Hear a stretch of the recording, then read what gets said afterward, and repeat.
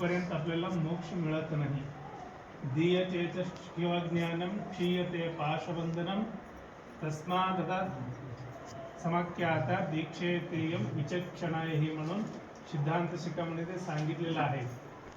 म्हणजे हा जीवात्मा परमात्मा व्हायला पाहिजे. आपण कुठून आलेला आहे? तुम्ही म्हणाल आपण घरात इथं आलेला आहे, काही दुसऱ्या गावातून इथं मूलपर्यंत आपण आलेला आहे. पण मूल आपल्या स्थान कुठं असले तर ते परमात्माचे स्थान आहे. आपण परमात्माकडून इथं ह्या जीवात्म्याला धारण केलेलं आहे. परत परमात्मा व्हायसाठी आपण दीक्षा घ्यायला पाहिजे. दीक्षा म्हणजे शिवज्ञान, आत्मज्ञान साठी हा लिंग आपल्याला आता हातामध्ये देणार आहोत. ते लिंग म्हणजे साक्षात परमात्मा आहे. तुम्ही म्हणाल इष्टलिंग, त्याला नाव सांगतात आपण इष्टलिंग. इष्टलिंगम इदम साक्षात अनिष्ट परिहारता म्हणून सांगते. म्हणजे त्या लिंग धारण केल्यानंतर आता काही लोक म्हणतात आपण लिंग दीक्षा घ्यायची इच्छा आहे, पण आपण तिकडे इकडे फिरत असतो. लिंग बांधल्यानंतर तिकडे इकडे फिरायचं, काय करायचं? काही लोक आपण तिकडं नको जागात तिकडे जात असतो. त्या जागात गेल्यानंतर आपल्याला काय लिंगाला अपमान होते काय? पण कुठं अपवित्र जागा आहे त्या लिंगा बांधून आपण गेले तर त्या जागा पण पवित्र करायची शक्ती त्या इष्टलिंगामध्ये आहे. आणि आपलं इष्टार्थ सिद्धी देवो देवालय प्रोक्त म्हणून सांगितले. ह्या देवा या देह आहे, आपण देवालय म्हणतो. या देवालयामध्ये देव कोण असले तर ते इष्टलिंग आहेत. म्हणून इष्टलिंग धारण केल्यानंतर आपल्याला पुण्य प्राप्ती होते. आणि बरेच लोकांचे विचार आहेत इष्टलिंग धारण केल्यानंतर फार पाळावं लागते, पूजा लई वेळा करावं लागते आणि आम्हाला लवकर उठायला होत नाही, आणि लिंग बांधल्यानंतर तिकडा इकडं असतो. मी एवढं सोपं आहे. सकाळी उठल्यानंतर आंघोळ करतात ना सगळेजण, आंघोळ केल्यानंतर फक्त 2 मिनिट द्यायचं. किती? मग सगळं दिलेलं परमात्मासाठी आपण 2 मिनिट वेळ देऊ शकत नाही. म्हणून आपले ह्या वीरशैव लिंगायत धर्मामध्ये जन्म घेतल्यानंतर आपलं कर्तव्य आहे. आणि ह्या लिंग कोणीही बांधू शकते. फक्त लिंगायत बांधायचं तसं काही नाही, याला बंधन नाही. प्रत्येक मानव जन्मात आलेला प्रत्येक व्यक्ती हा लिंग बांधू शकते. म्हणून ह्या लिंगाला परमात्मा म्हणून आपण समजून घेते. म्हणून आज इष्टलिंग धारण केल्यानंतर सकाळी उठल्यानंतर 2-3 मिनिटं आपल्याला, त्याच्यापूर्वी तुम्हाला मंत्र माहिती आहे. बऱ्याच वेळा तुम्ही मंत्र म्हणत असताय. आता लिंग दिले तुम्हाला. संस्कार 4 प्रकारची 3 प्रकारची दीक्षा आहे. क्रिया दीक्षा, वेदा दीक्षा आणि मंत्र दीक्षा. आता तुम्हाला 3 प्रकारची दीक्षा झालेल्या आहेत. तुम्ही म्हणाल मी लिंग एकाच घेणार आहे आणि 3 प्रकारची दीक्षा कसा घ्यायचा? आता आतापर्यंत तुम्हाला पूजा केलेल्या आहेत ना, तुम्हा मस्तकावरती पूजा करून बेल ठेवलेल्या आहेत. आणि तुम्हाला सगळं ह्या शरीर, ह्या मांसपिंड शरीर आहे, त्याला क्रियातून आणि सगळेजण आपल्याला इथं बसलेल्या शास्त्रीगणांना वेदोक्त मंत्र त्या लिंगाचे संस्कार झालेले आहेत. तुमच्या शरीराला पण संस्कार केलेले आहेत. आता वेदादीक्ष म्हणजे त्या लिंगाचे आपल्याला संस्कार काय आहेत, लिंगाचे बद्दल आपल्याला ज्ञान, त्या वेदा म्हणतो आपण. मग लिंग बांधल्यानंतर कधीही सोडून जायचं नाही. काय करायचं? कायम कुठं असायचा? गळ्यात असायचं. बऱ्याच लोकांना आपण दीक्षा देतो, लिंग कुठं आहे म्हणलं तर देवाच्या घरामध्ये म्हणतात. लिंग कुठं आहे तर तिजोरीत आहे. तिजोरीमध्ये ठेवायसाठी लिंग देत नाही. आणि इथं आपल्याला तुम्हाला पण हे लिंग दीक्षा घेतल्यानंतर त्या लिंगाला सोडून कुठेही बाहेर जायचं नाही. लिंग म्हणजे आपल्या आत्मा आहेत. ते तुम्ही आत्म्याला सोडून जाऊ शकता काय? नाही ना. तसेच आपल्या लिंगाला पण आत्मा म्हणतोय. त्या लिंगाचे सोडून आपण कुठेही बाहेर फिरायचं नाही. आणि कुठेही जाताना ते सोबत घेऊन जायचा, गळ्यात राहायचं ते कायम. आणि काही लोक म्हणतात झोपत असताना आम्हाला ते अवघड होते म्हणून काढून ठेवते.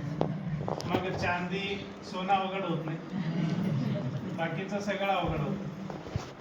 म्हणून लिंग म्हणजे परमात्मा आहे.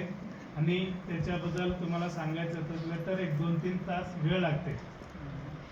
मग आता वेळ पण कमी आहे, बरेच लोक येत आहेत, त्यांना पण वरती कार्यक्रम आहेत. म्हणून आज तुम्ही भाग्यवान आहेत. आज सगळेजण गुरुपौर्णिमा निमित्तानं गुरुंना शोधत असते, पण स्वतः गुरूंच्या हस्ते तुम्हाला लिंग दीक्षा मिळालेल्या आहेत आणि इथून पुढे तुम्हाला गुरु महाराज कोण असले तर ह्या श्रीगेश्वर मठाचे महाराजांनाच तुमचे घराचे गुरु होणार आहेत। आणि लिंग दीक्षा घेतल्यानंतर सकाळी किती पूजा करायचं, महाराज 2 मिनिट सांगितलं तर तुम्ही एकाच मिनिट संपू नका, तुम्हाला अर्धा तास केलं तर कोणी नको म्हणणार नाही। तुम्हाला जे आपण मंत्र देणार आहे त्या मंत्र गुरुच्या मुखाने आलेला मंत्र सिद्धी होणार आहे, त्या मंत्र तुम्ही ऐकायचं, नीट ऐकून घ्यायचं आणि डाव्या हाताने तुम्हाला लिंग देते, उजव्या हाताने पूजा करायची। आणि कधी तर आपण मठामध्ये आपण असते त्यावेळेला तुम्ही श्रावण महिन्यात सकाळी पूजा असते तिथं, त्यावेळेला येऊन तुम्हाला त्या लिंगदीक्षा पूजा कसा करायचा दररोज त्या जीवात्मा परमात्मा तीन मला आहेत, आणाव मला, माये मला, कार्मिक मला म्हणून असते, ते एक एक दीक्षा आणाव मला, कार्मिक मला, माये मला म्हणून आहे त्या शरीरामध्ये। आपण स्वतः कोण आहे, परमात्मा आहे, पण परमात्मा आहे म्हणून समजून घ्यायसाठी आपल्याला काय झाला, अज्ञान मध्ये आहेत आपण। आता मी परमात्मा आहे म्हणून झालं तर तुम्हाला तुम्ही कोण आहे, तुमचं नाव काय, प्रसाद म्हणाल तुम्ही, पण आतला आत्मा कोण आहे, ते परमात्मा आहे। ते समजून घ्यायसाठी आपल्या मोहामध्ये आपण अडकलेलो आहे आणि आपल्याला व्यामोह आलेला आहे, आपल्याकडं काम, क्रोध, मोह, लोभ, मद, मत्सर असे षड्वर्गामध्ये आपण गुंतलेलो आहे। त्या बाहेर आणण्यासाठी आपण लिंग दीक्षा घ्यायला पाहिजे, दीक्षातून आपल्याला मोक्ष प्राप्ती होणार आहे। आणि मोक्षासाठी ह्या आपले अनेक मार्ग आहेत। आता गडिंगला जायला असलं तर 3-4 रस्ता मिळतील, तसं आपल्याला परमात्म्याकडे अध्यात्म देवामध्ये जाण्यासाठी आपल्याला लिंग ह्या परमात्म्याचे स्वरूप आहे। तुम्ही स्वतः परमात्मा व्हायसाठी लिंग दीक्षा पूजा करायच्या। आणि बरेच लोकांना दीक्षा लिंग आहेत पण दीक्षा घेतली नाहीत, कुठं तर प्रवासला गेला असते तिथून लिंग आणते पूजा करते, त्याची फळ मिळणार नाही। तुम्हाला फळ मिळायला पाहिजे असले तर तुमची आत्मा आणि परमात्मा, जीवात्मा आणि परमात्मा व्हायला पाहिजे असले तर गुरूंच्या द्वारा दीक्षा घ्यायला पाहिजे।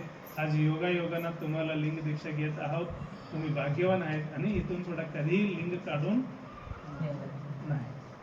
आणि काही लोकांना आता हे शाळा जाणार आहेत, कॉलेजला जाणार आहेत, आम्हाला कॉलेजमध्ये अलाउड नाही म्हणते, त्या कॉलेजला आपण जायचं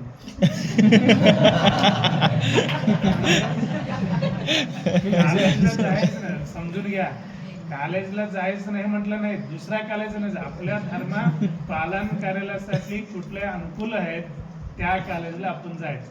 काही बरेच लोकांना ख्रिश्चन मध्ये आमच्याकडे 2-3 मुलं आलं होतं, महाराज आपण रुद्राक्षी घातलेले आहे, त्याने लिंग दिलेलं आहे, आमच्या शाळावरती आमच्या आणि कॉलेजमध्ये अलाउड नाही म्हणाले, काय करूया, मग ते कॉलेज सोडा आणि दुसऱ्याकडे लावा। तसेच आणि कॉलेजात जाताना येताना तुम्ही ते तेवढा पूजा करते तेवढा फळ मिळणार आहे तुम्हाला। आणि ते इष्टलिंग म्हणजे आपले जे इष्टार्थ आम्हाला हे पाहिजे म्हणून ते पूजा करायचं, मग स्वार्थ म्हणून ठेवलं तर पण ते पण मिळणार नाही। आता उद्यापासून पूजा करायला सुरू करा, 1 किलो चांदी मिळायचं, 1 किलो सोनं मिळायचं, आपल्या परमात्म्याच्या दर्शनासाठी आपण पूजा करायचा आणि परमात्म्याच्या प्राप्तीसाठी आपण पूजा करायचा। आणि रुद्राक्ष धारण केलेलं आहे, रुद्राक्ष आणि लिंग सोडून आपण राहायचं नाही। वीरशैव लिंगायत धर्मामध्ये आपलं मूल तत्व म्हणजे इष्टलिंग तत्व आहे। आपल्या अष्टावर्ण, पंचाचार, षटस्थल म्हणून 3 तत्व आहेत। कुठले कुठले, अष्टावर्ण, पंचाचार, षटस्थल। अष्टावर्ण म्हणजे काय, सगळ्यांना एकदा म्हणा, गुरु, लिंग, जंगम, विभूती, रुद्राक्षी, मंत्र, पादोदक, प्रसाद। किती झाले ते मोजलं काय, याला अष्टावरण म्हणतो। अष्टावरणचं काय काय आला, गुरु आला, लिंग आला आणि जंगम। गुरु आणि लिंग आणि जंगम ह्या पूजनीय वस्तू आहेत आपल्याला धर्मामध्ये, त्याला पूजा करायचं। मग पूजाच्या वस्तू काय म्हणलं तर विभूती, रुद्राक्षी, मंत्र, त्या पूजाची सामग्री अष्टावरणामध्ये। आणि ह्याची फळ काय म्हणलं तर पादोदक आणि प्रसाद, ह्याची फळ आणि पंचाचार म्हणजे लिंगाचार म्हणा, सदाचार शिवाचार गणाचार वृत्त्याचार. म्हणजे आपल्याला 5 आचार आहेत. सदाचार, शिवाचार, गणाचार, वृत्त्याचार, 5 आचार आपण पाळायला पाहिजे. आणि षटस्थल 6 आहेत. भक्ता महेशा प्रसादी प्राणलिंगी शरण ऐक्य. आपण ह्या अष्टावरणवे अंग, पंचाचरवे प्राण, शतस्थलवे आत म्हणून सांगितलेलं आहे. हे आपण अष्टावरण आणि पंचाचर आणि शतस्थल याची आपण दररोज ऐकायला पाहिजे. तुम्ही ज्या वेळा आपल्या धर्माचे ग्रंथ आहेत श्री सिद्धांत शिखामणी. तुमचे धर्माचे ग्रंथ कुठले आहेत? सिद्धांत शिखामणी. बरेच लोक आहेत. तुम्ही कोण आहेत? लिंगायत आहेत. गळ्यामध्ये लिंग नाही, धर्माचे ग्रंथ असा धर्म आपण लिंगायत जन्मामध्ये घेतला तर आपण लिंगायत होणार नाही. आपण धर्मामध्ये जन्म घेतल्यानंतर त्या धर्माचे आचरण करायला पाहिजे. म्हणून आज ह्या दरवर्षी चंद्रशेखर महास्वामींच्या कृपा आशीर्वादानं ह्या मठामध्ये जवळजवळ एक 42-43 वर्षापासून जवळजवळ आता 50 वर्ष होत गेले. दर गुरुपौर्णिमा आपण दीक्षा आणि अहिंसा कार्यक्रम होत असते. अनेक कोण दीक्षा घेतली नाहीत त्या लोकांना परत तुम्ही इथपर्यंत घेऊन या. आपण दीक्षा द्यायचं काम आपण करूया. तिथं आता तुम्हाला सगळ्यांना